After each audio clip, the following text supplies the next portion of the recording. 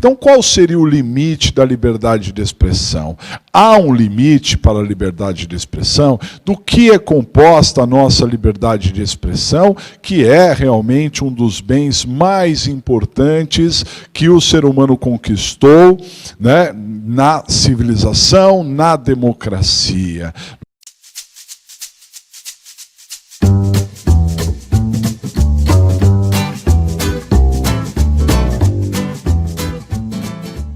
E hoje, olha só o que eu quero falar com vocês, hein? Liberdade de expressão e aspectos penais. Nos últimos tempos, muito tem se falado sobre esse tema, liberdade de expressão. Ah, eu vou ter a minha liberdade cerceada. Ah, vai acontecer isso. Ah, vai acontecer aquilo, não é? Ah, mas ele não tem direito de falar isso ou falar aquilo. Nós tivemos uma campanha presidencial que foi muito agressiva, não é? De um lado e do outro, né? Tivemos questões de redes sociais, divulgação disso, daquilo. As campanhas para governador também foram bastante pesadas, né? Então, qual seria o limite da liberdade de expressão? Há um limite para a liberdade de expressão? Do que é composta a nossa liberdade de expressão, que é realmente um dos bens mais importantes que o ser humano conquistou, né, na civilização, na democracia, não é? Porque se você não está na democracia, você não pode falar, você não pode pensar, você não tem esse livre pensamento. Então a liberdade de expressão ela é composta de vários fatores que a gente precisa pensar e questionar alguns aspectos, e há uma ressonância clara no direito penal. Dá uma olhadinha nessa tela. Então, olha só, a liberdade de expressão convive com o direito fundamental, como direito fundamental no Estado Democrático de Direito, ao lado de outros direitos. Então, a liberdade de expressão está ao lado ao direito à honra, à vida privada, à intimidade e também à imagem das pessoas, ostentando todos a mesma dignidade constitucional. Então aqui é que começam as coisas, porque você tem sim a liberdade de expressão como um patamar, como uma garantia, como um direito constitucional, mas também ao lado e no mesmo patamar, ostentando a mesma dignidade, você vai encontrar todos esses direitos aqui, ó. Você vai encontrar o direito à honra, à vida privada, à intimidade, à imagem das pessoas, não é?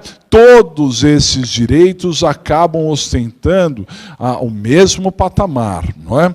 E aí nós vamos encontrar alguns conflitos. Dá uma olhadinha na tela.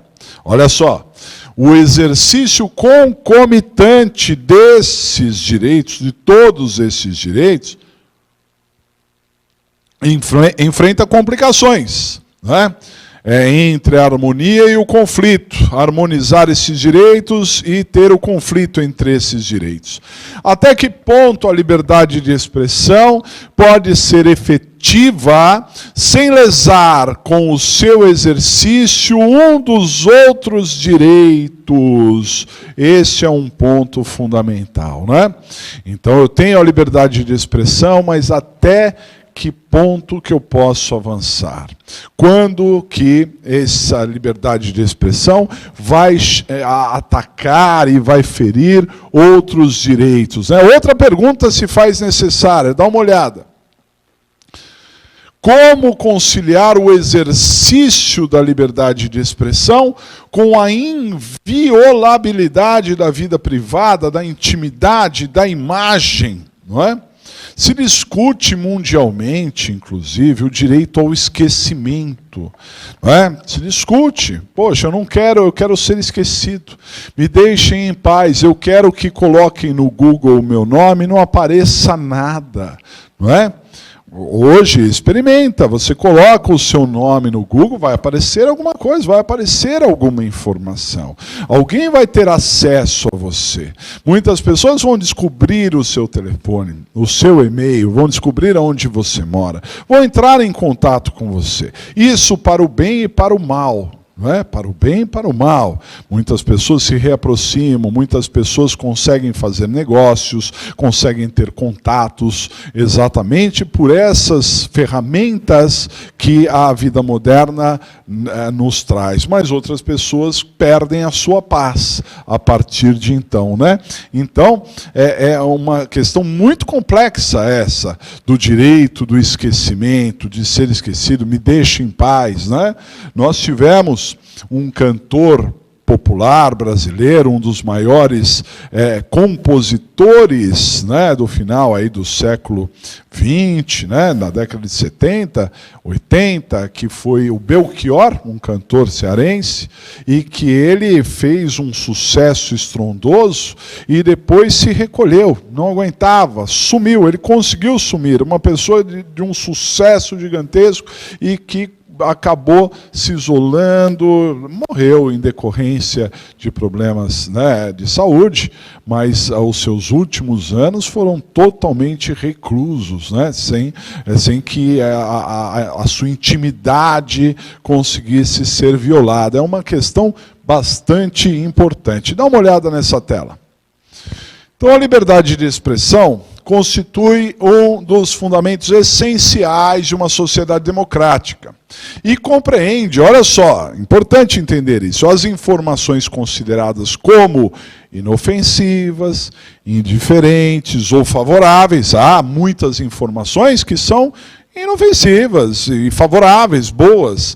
E há as informações que possam causar transtornos, resistência, inquietar pessoas. Há informações que as pessoas muitas vezes têm o direito de saber, a população como um todo, mas que vai inquietar, vai fazer com que pessoas fiquem nervosas por conta daquela informação, né?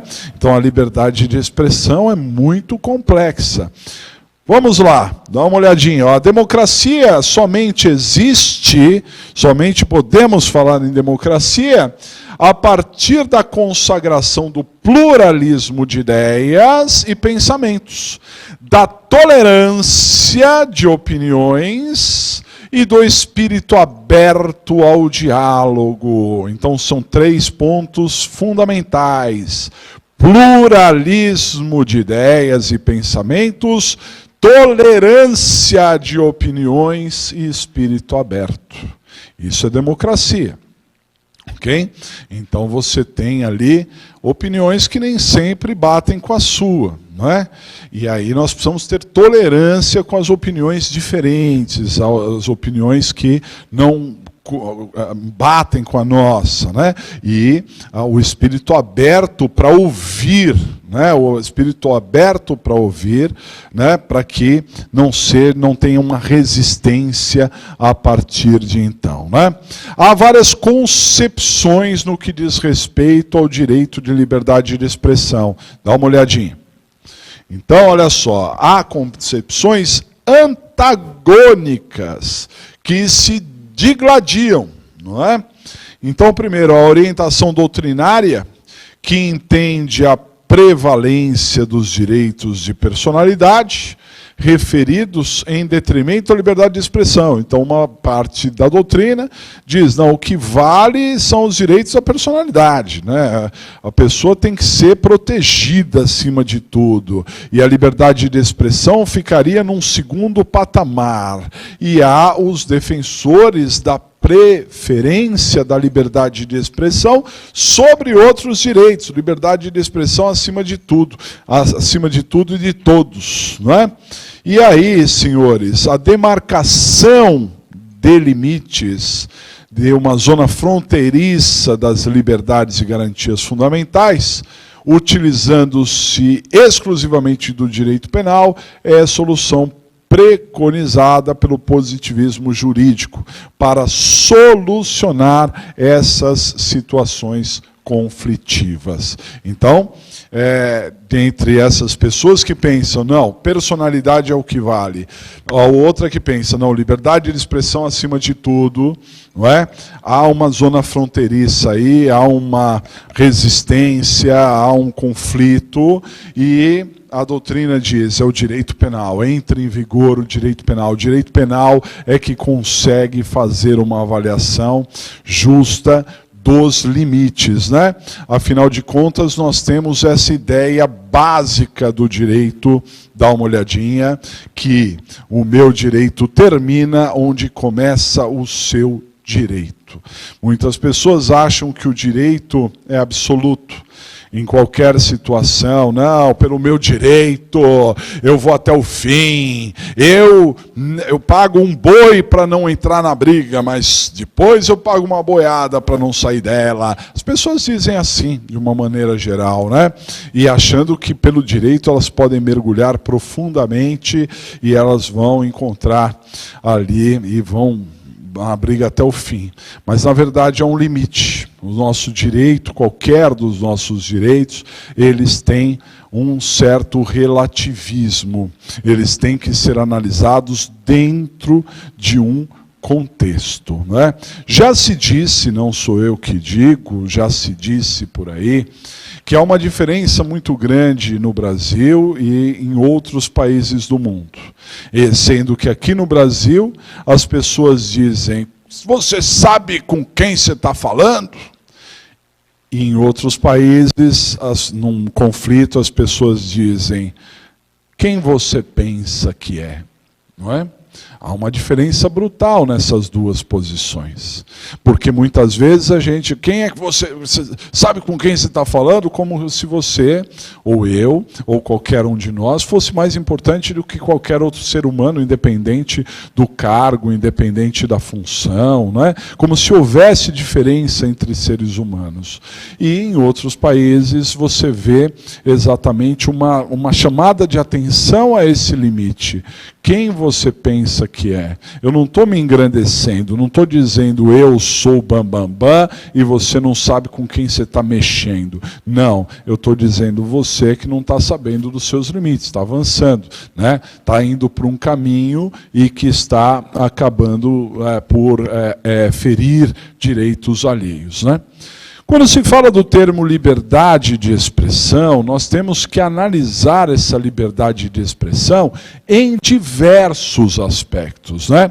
Listamos aqui alguns deles. Liberdade de expressão, né, possui caráter polissêmico. Polissêmico, isso mesmo. Há muitas vozes para isso. Nós temos a liberdade de pensamento, a liberdade de opinião, a liberdade de informação, a liberdade de comunicação e também a liberdade de imprensa. Tudo isso compõe o nosso direito à liberdade de expressão. E pode parecer tudo muito igual, mas tem algumas diferenças fundamentais, né? E por isso eu queria ressaltar alguns aspectos e algumas opiniões sobre esses direitos à liberdade de expressão. Dá uma olhadinha. O primeiro deles que eu queria chamar a atenção aqui é no que diz respeito à liberdade de pensamento, a liberdade de expressão como liberdade de pensamento, né? Então vejam só, a manifestação do pensamento é livre e garantida em nível constitucional. Claro, eu tenho o meu livre pensamento, não é? Eu posso pensar, eu posso, não é, chegar a conclusões assim variadas dentro de determinados temas e ninguém manda no meu pensamento. Mas o meu pensamento pode ser expandido. Outras pessoas podem entender ou conhecer o meu pensamento sobre um determinado fato, sobre uma determinada pessoa. Aí é que a coisa começa a pegar. Dá uma olhadinha. Então, olha só, os abusos porventura ocorridos no exercício indevido da manifestação do pensamento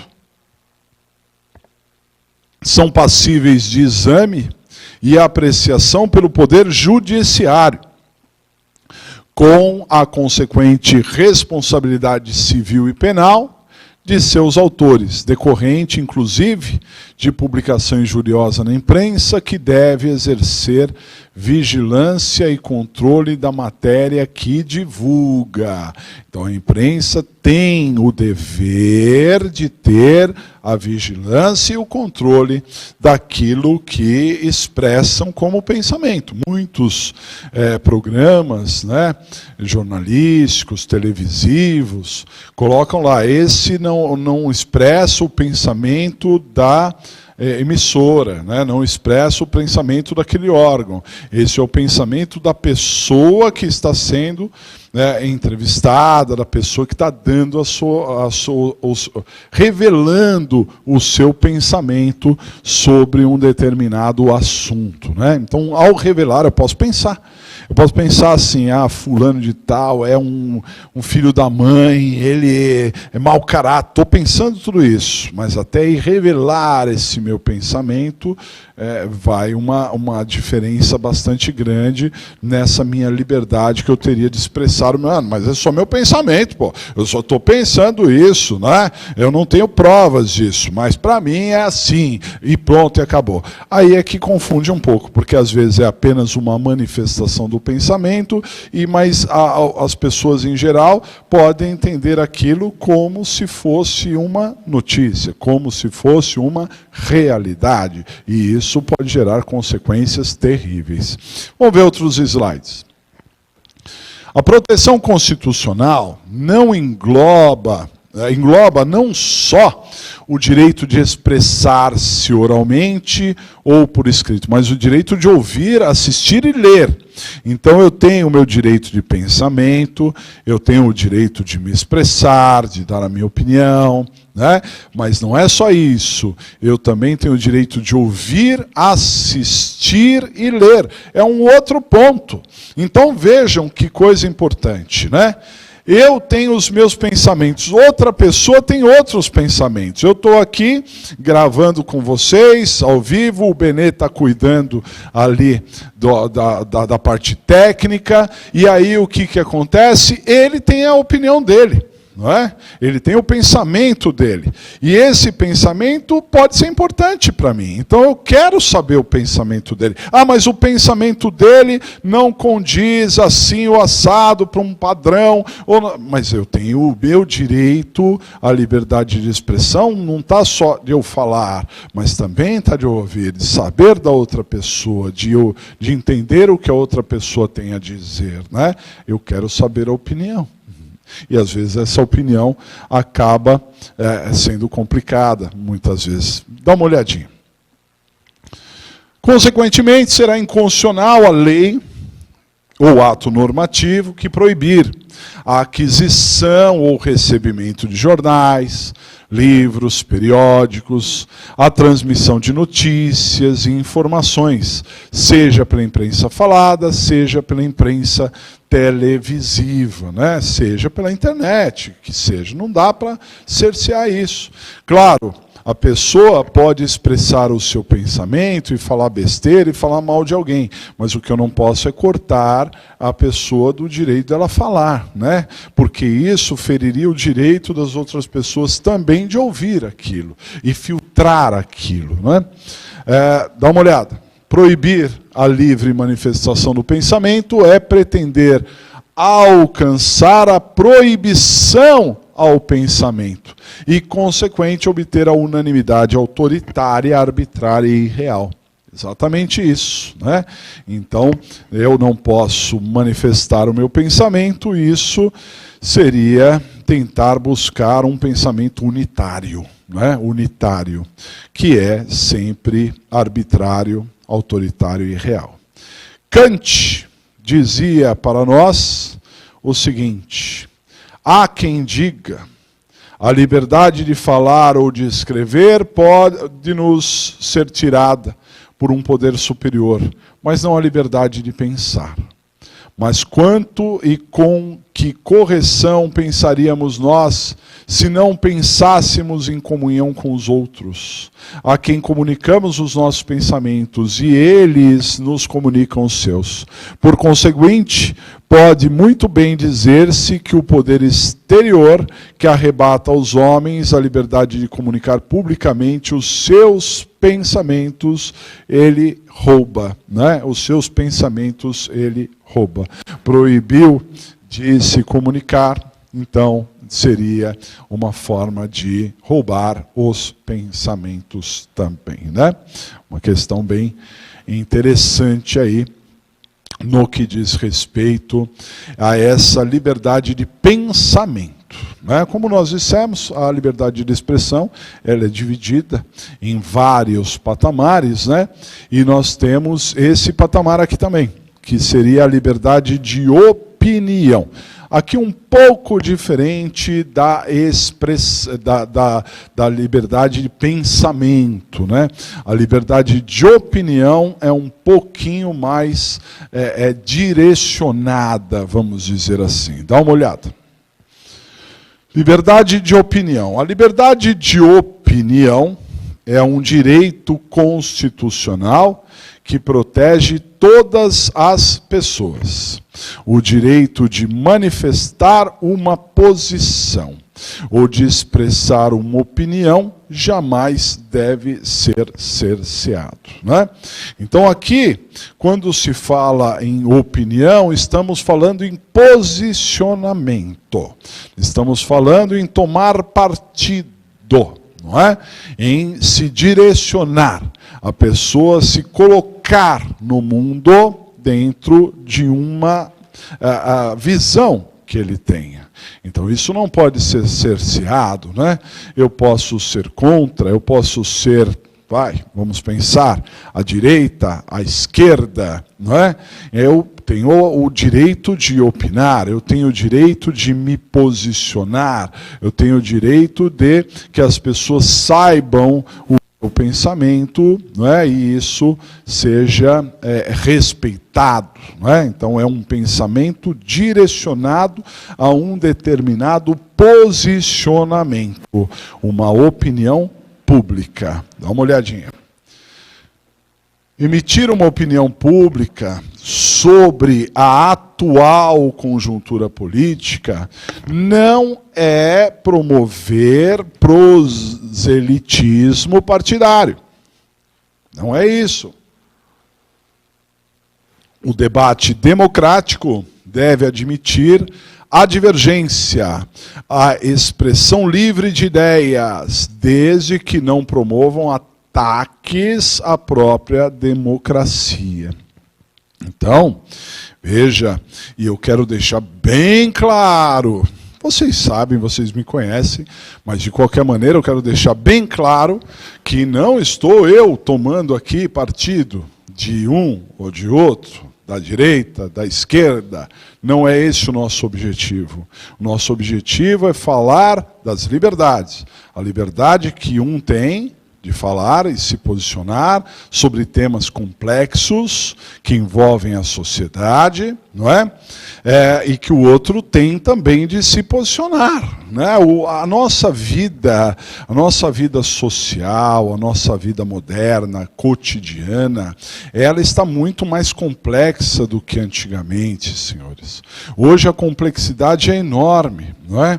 Veja a dignidade da pessoa humana. Quantas vertentes que nós temos na dignidade da pessoa humana, não é? Então, por exemplo, aqui em São Paulo, nós temos uma região muito complicada, difícil de se atuar ali, com políticas públicas, que é a Cracolândia, não é? A Cracolândia é uma região que é difícil ter solução.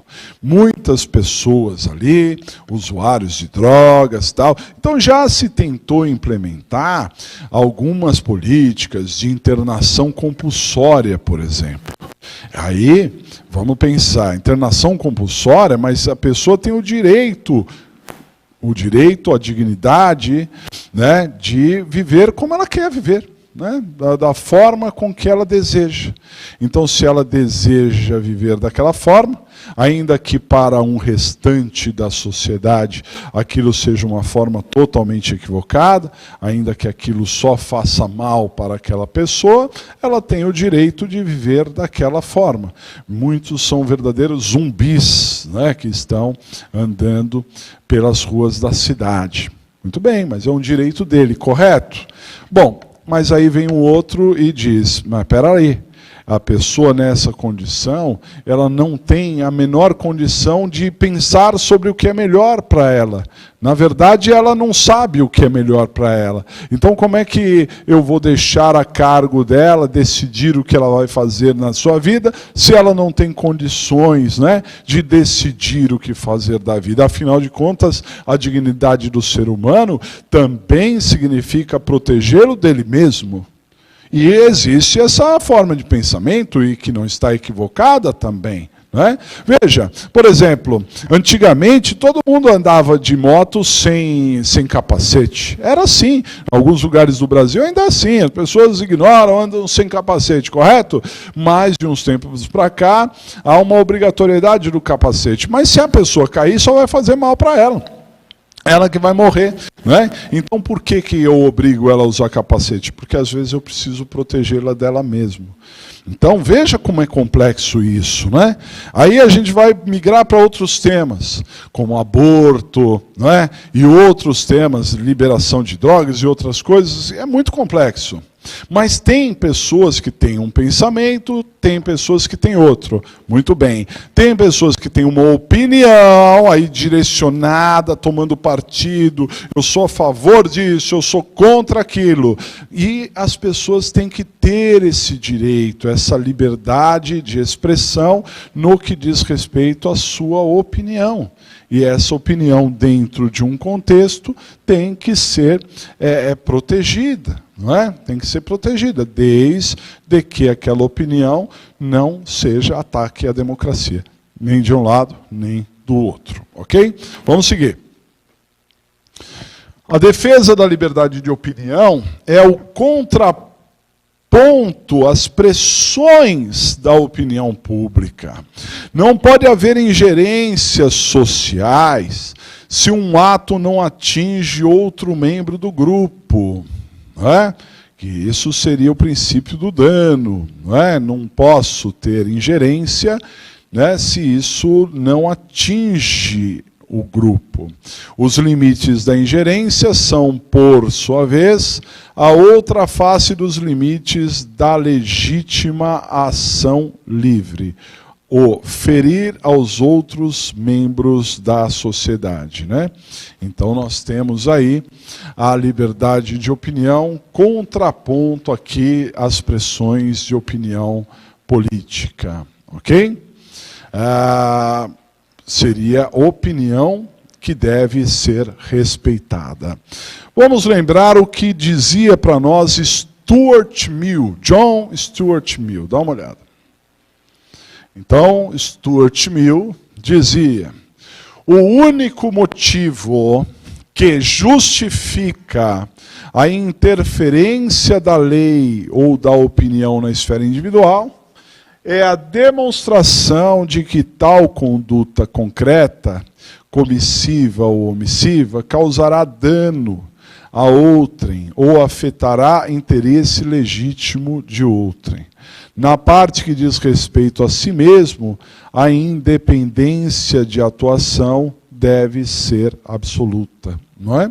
Então a pessoa deve ter essa possibilidade de opinião absoluta. Apenas ela tem o limite quando causar dano ou afetar o interesse legítimo. Causar dano ou afetar um interesse legítimo. Essa seria uma forma de delimitar a opinião, né? Fazer com que a opinião chegue até um determinado patamar, até uma determinada esfera. Perfeito?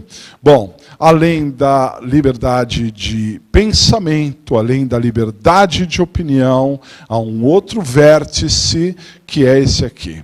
É a liberdade de informação. Vamos ver um pouco sobre a liberdade de informação. Liberdade de informação, o desenvolvimento econômico, tecnológico e científico possibilitou a criação de inúmeros meios que servem para a comunicação humana, especialmente para a comunicação dirigida a um grande número de pessoas. Exatamente. Os meios de comunicação de hoje não são iguais aos meios de comunicação de ontem. Tudo mudou, né? E muda com uma velocidade enorme, né? Há um tempo nos comunicávamos por e-mail. Ainda nos comunicamos. Eu ainda uso dessa ferramenta, até porque às vezes é um pouco mais complexo os assuntos que são colocados lá, então eu quero digerir aquilo com um tempo mais pausado. Todavia, devo admitir que há outros meios de comunicação muito mais rápidos e muito mais eficazes do que o próprio e-mail. Aliás, até o próprio e-mail se modernizou, porque hoje as pessoas estão com smartphones em que recebem o e-mail no próprio telefone, né? Então, aquela comunicação rápida por telefone, que era o MSN ou mensagens automáticas, deixaram de existir. Então, veio o WhatsApp, veio os smartphones que você recebe, os e-mails ali, as suas caixas de e-mail ficam todos ali, e outros meios de comunicações sociais, de redes sociais, que podem ser muito mais rápido, muito mais fácil de chegar do que antigamente, há pouco tempo. Pouquíssimo tempo, né? Alguns anos, né? Não se tinha essa visão. Lembro quando foi lançado o telefone celular, em que o meu telefone celular, o meu primeiro telefone celular foi num processo de plano de expansão de telefone, que existia nas companhias telefônicas, né? Então, em São Paulo, nós tínhamos a Telesp e a Telesp celular. Aí eu fiz inscrição no plano de expansão, demorou alguns anos para eu ser sorteado lá, ou chamado, para obter uma linha. Olha só como era o negócio. E aí, quando eu peguei o celular, nem sabia para que eu estava pegando. Ah, vou pegar o celular para quê? Não preciso ficar me comunicando, imagina, isso é bobeira, mas mesmo assim eu vou pegar. Era um tijolão desse tamanho, né, que a gente usava na cintura e até caía um pouco para o lado, aqueles telefones celulares. E muitos diziam, bobeira isso, um gasto a mais aí de bobeira, para que isso, né? Então, muitas pessoas pensavam dessa maneira. O que são as pessoas hoje sem celular? Explica para mim. É o mesmo que sair pelado, né? Então, se você pode esquecer a carteira, você pode esquecer seus documentos, mas o celular você não pode esquecer, porque lá no celular você tem até cartão de crédito no celular, você faz compras pelo celular, você chama o Uber no celular, você localiza as coisas no celular, tudo está no celular, né? O que seria disso? Então os meios de comunicação mudaram muito e a liberdade de expressão entra dentro desse patamar também, né? Dá uma olhada. A manifestação e recepção do pensamento, olha só, manifestação e recepção do pensamento, a difusão de informações, a manifestação artística ou a composição audiovisual, quando veiculadas através dos meios de comunicação de massa, se inclui no chamado direito de comunicação social. Direito de comunicação social, informações, manifestações artísticas, composição audiovisual, né? Muito bem. Respeita, de um lado, a preservação da opinião, da expressão, da opinião, da expressão e da informação, quando exteriorizados através de um meio de comunicação de massa. E, de outro lado, se refere à integração jurídica da existência e do funcionamento desses meios de comunicação. Não é? Então, se há a preservação da opinião, da expressão, da informação ali, também há um questionamento acerca da própria forma, né, do próprio meio de comunicação em massa, né? Há uma expressão bastante importante ali nesses meios de comunicação, né? Vamos seguir no slide. Olha só. O direito de informação envolve o direito de passar e receber, buscar informações, assumindo 3 feições. Olha só, dá uma olhadinha aqui. Então, o direito de informar, o direito de se informar e o direito de ser informado. Então a informação é composta por 3 itens: o direito de informar, o direito de ir lá e dar o recado, o direito de se informar, o direito de eu ser o receptor daquilo e o direito de ser informado. Então há uma distinção, porque quando eu falo em me informar, eu vou atrás. Não é? Agora, o direito de ser informado é uma coisa que eu não estava buscando, mas que eu tenho o direito de saber. Eu tenho o direito de saber. Não é? Então, isso acaba sendo muito relevante. Né? Não só eu informar, de ser informado e de buscar a informação, de se informar também. Dá uma olhadinha. O direito de informar consiste na faculdade de veicular informações e no direito a meios para transmitir informações. Também de ter meios para conseguir transmitir essas informações. O direito a se informar é o direito de recolha das informações desejadas. Eu vou atrás e acabo recolhendo aquilo que eu acho de fundamental para mim.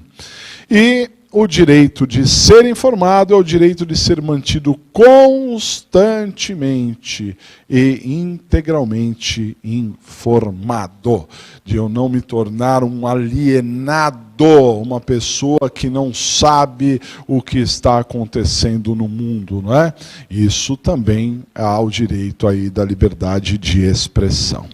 Nós temos um jurista, um criminalista, dos mais importantes criminalistas brasileiros, que é o paranaense René Ariel Dotti. Então, dá uma olhadinha. Então, René Ariel Dotti, ele diz o seguinte: uma síntese das liberdades já afirmadas há muito tempo, quando os espíritos liberais reclamavam a necessidade da informação, da liberdade de imprensa, liberdade de divulgação, das notícias e boatos, e a liberdade para a colocação de cartazes. Compreende tanto a aquisição como comunicação de conhecimentos. Está vinculado ao conceito de liberdade de informação, da qual, aliás, constitui um prolongamento lógico, né? Um prolongamento lógico à liberdade de comunicação, à liberdade de informação. Né? Muito bem. A próxima liberdade é essa aqui, a liberdade de comunicação. Então, falamos da liberdade de informação, então, liberdade de comunicação. Liberdade de comunicação está na Constituição Federal. A Constituição Federal de 88 protege o sigilo das comunicações, né? Quer se trate de correspondência, cartas, avisos bancários, etc., de comunicações telegráficas, telex, telegrama, de dados fiscais, bancários, de telemática, internet, intranet e telefônicas, de aparelhos fixos ou celulares. Então, todos nós temos a liberdade de comunicação, evidentemente. E dentro dessa liberdade de comunicação, dos meios de comunicação que nós podemos utilizar, né? Isso deve ser garantido para nós, o sigilo, por exemplo, das nossas comunicações, né? É muito importante, isso está na Constituição Federal. A Constituição garante para nós o sigilo das comunicações telefônicas, salvo se elas forem quebradas de acordo com o que determina a lei por ordem judicial. Então tem a lei de interceptação telefônica que possibilita essa quebra, mas num primeiro momento eu tenho a liberdade de comunicação. Vamos lá dar uma olhadinha.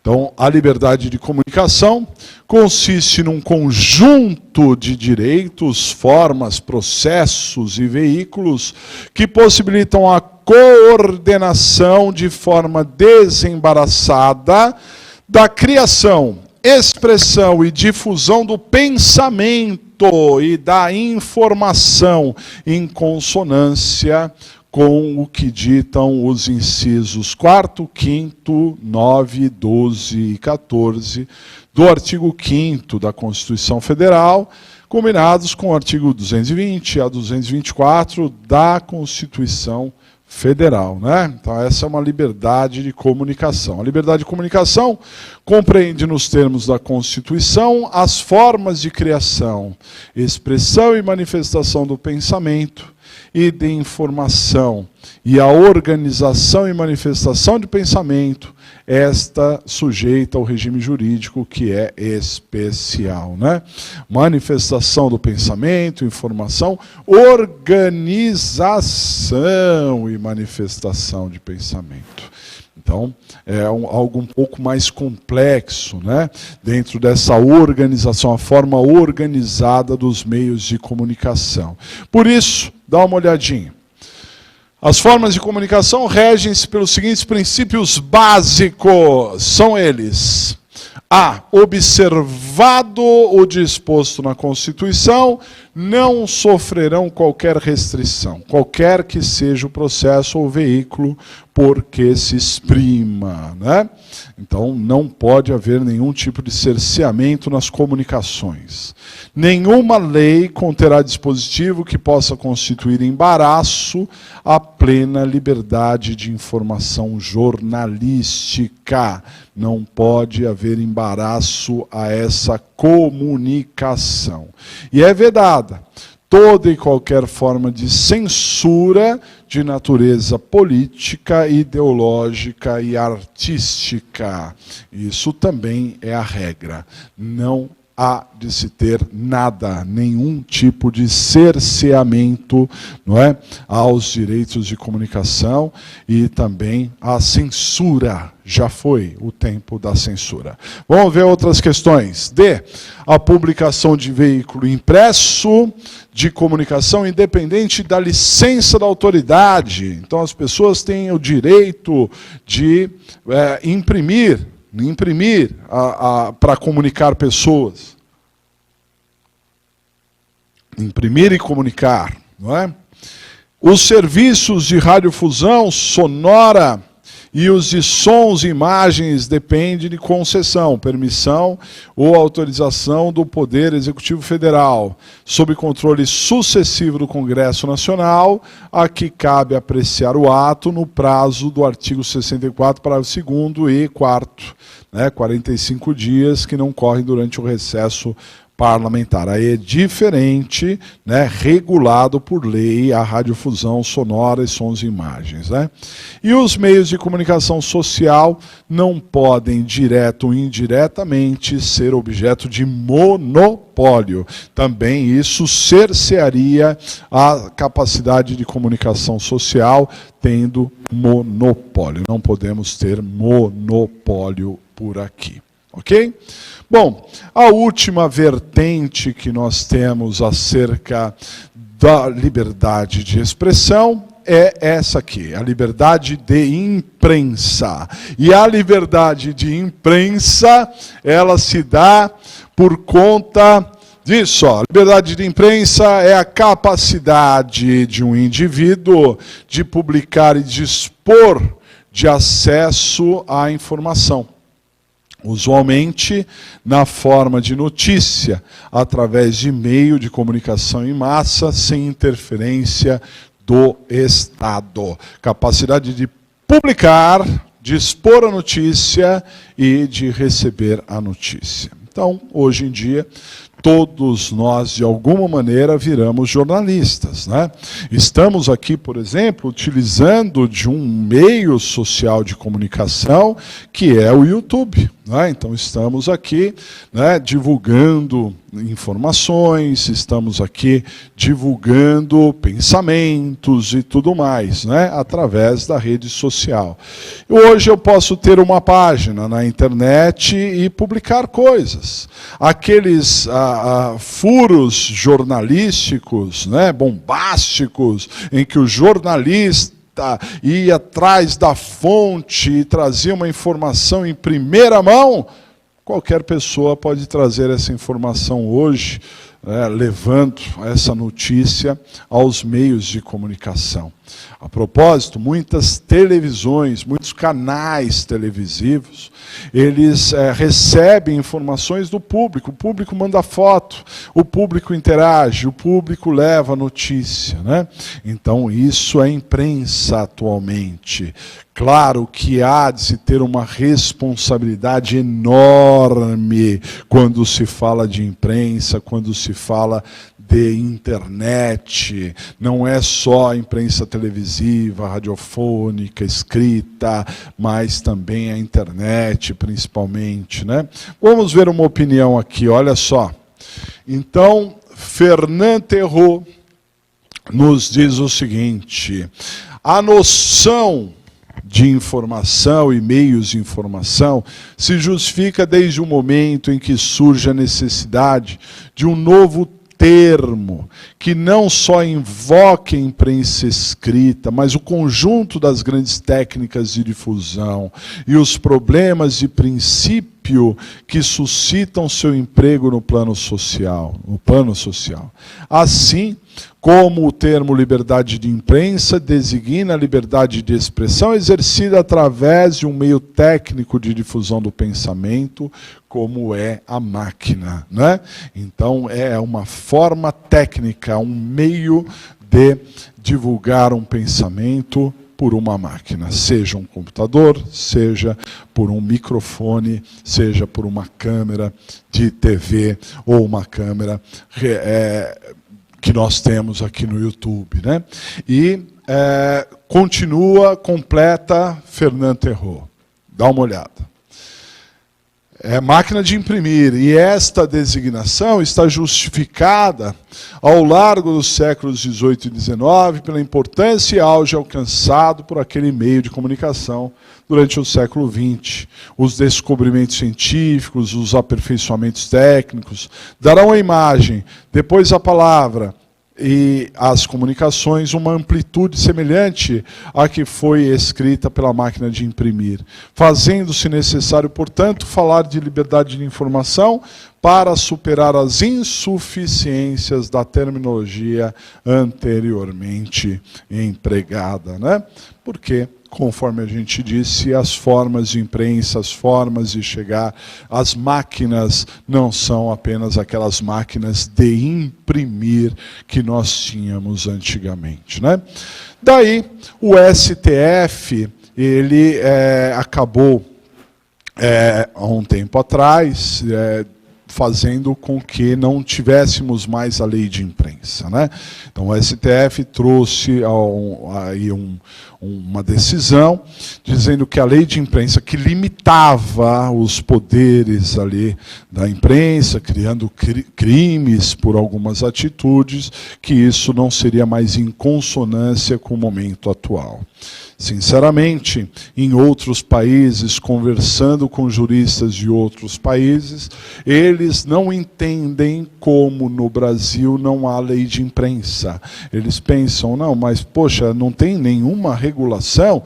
Tem o marco da internet, algumas coisas, mas eles não se conformam. Estou falando de muitas pessoas na Europa, na América, em que não entendem por que o Brasil não tem uma lei de imprensa para regular essas atividades, não é? Afinal de contas, isso pode gerar, de qualquer maneira ali,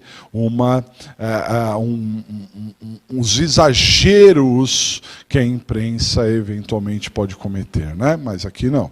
Aqui é uma total liberdade de imprensa que, claro, ela esbarra a luz do direito penal. Então, o direito penal seria a única forma de fazer com que essas liberdades todas que nós falamos aqui, a liberdade de expressão que nós procuramos trazer para vocês, é o direito penal a única forma de tutelar, né? A única forma de entender os limites, aonde é uma notícia, aonde é um pensamento, aonde é uma opinião, aonde aquilo pode ser uma influência deletéria ou não deletéria para o grande público. É só o direito penal que pode fazer, por exemplo, com o que nos informa o artigo 144 do Código Penal, né, em que diz lá que se de alusões, de algumas formas de algumas informações, se inferir ali alguma calúnia, difamação, injúria, nós podemos pedir explicações. Esse pedido de explicações é um meio inicial aí para regular, né? Quando você falou aquilo, você quis dizer o quê, não é? Até onde você quis ir. Ah, você quer se retratar, então hoje você tem meios de retratação de forma igualitária, da forma com que você falou. Você falou na imprensa, você vai repetir na imprensa e assim por diante. É o nosso direito penal, ao cuidar dos crimes contra a honra, a partir do artigo 138, é que consegue fazer esse equilíbrio do direito à liberdade de expressão que a gente tentou passar aqui para vocês de uma maneira geral, né? Na verdade é uma introdução, apenas para a gente pensar no tema. Ok? Vamos ficando por aqui. Então...